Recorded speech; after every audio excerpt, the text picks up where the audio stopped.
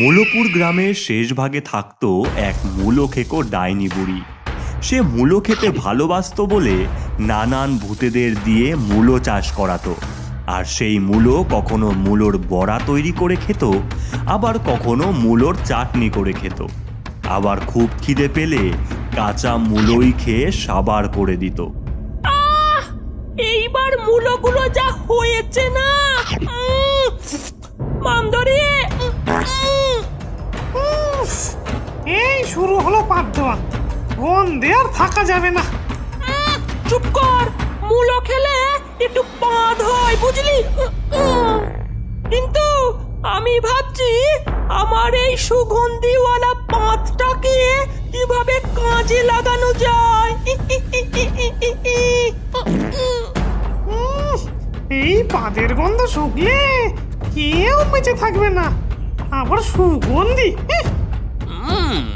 আমার তো এই গন্ধ শুকে 10 বার মরে গিয়ে 11 বার ভূত হওয়া চলছে রে ডাইনি। কি বললি মামদা? হ্যাঁ, কি বললি? চমৎকার চমৎকার। পেয়েছি পেয়েছি বুদ্ধি। এই কি বুদ্ধি পেলি রে?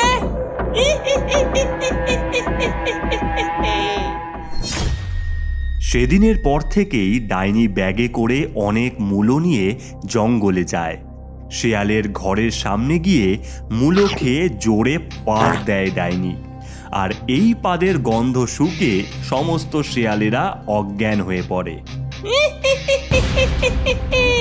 আমার পাদে তোরা জ্ঞান হারালি, জ্ঞান। এইবার আমার পেটে আয়।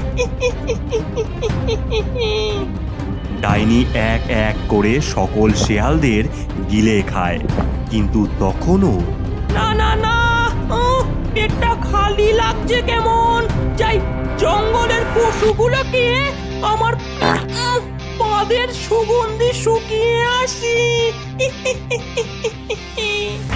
এরপর ডাইনি সেখান থেকে উড়ে গিয়ে বাঘের গুহার কাছে গিয়ে মূলো খায় আর পাদ মারে।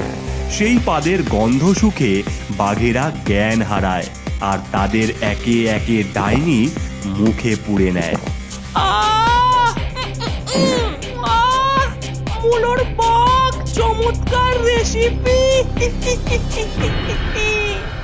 শুধু তাই নয়, একইভাবে হনুমানের ছোট ছোট বাচ্চাগুলোকে ডাইনি মুখে পুড়ে নেয়।